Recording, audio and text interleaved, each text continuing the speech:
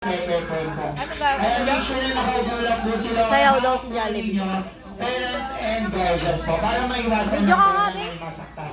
Dahil ayaw ni Natamad Best na Friend, ako. hindi na may nasasaktan. Talaga. Hindi ko nga na-videoan yung laro ka kanina. Ayan, sige, dito tayo sa harapan mo para makita natin yung sayaw ni Best Friend Jollibee.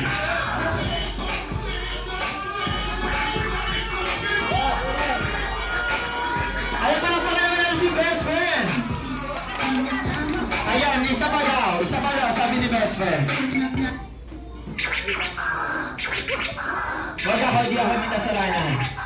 Oh yeah? Break it down, girl.